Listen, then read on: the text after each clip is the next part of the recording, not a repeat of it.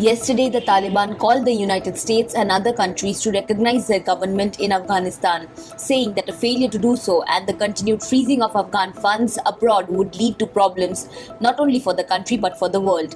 No country has formally recognized the Taliban government since the insurgents took over the country on 15th August, while billions of dollars in Afghan assets and funds abroad have also been frozen, even as the country faces severe economic and humanitarian crisis.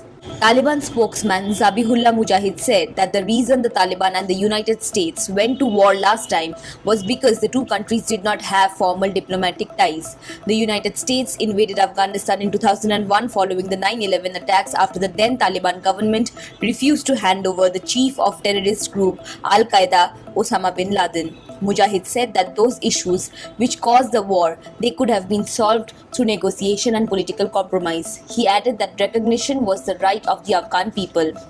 While no country has recognized the Taliban government, senior officials from a number of countries have met with the movement's leadership both in Kabul and abroad. The latest visit was by Turkmen Foreign Minister Rasid Meredov, who was in Kabul yesterday. Mujahid said that the two sides discussed the speedy implementation of the Turkmenistan, Afghanistan, Pakistan, India gas pipeline.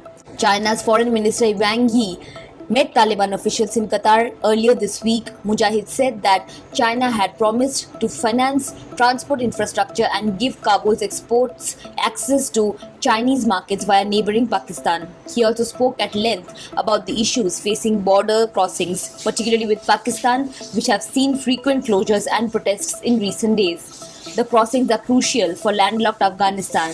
He said serious talks on the matter were held when Pakistan's foreign minister had travelled to Kabul last week.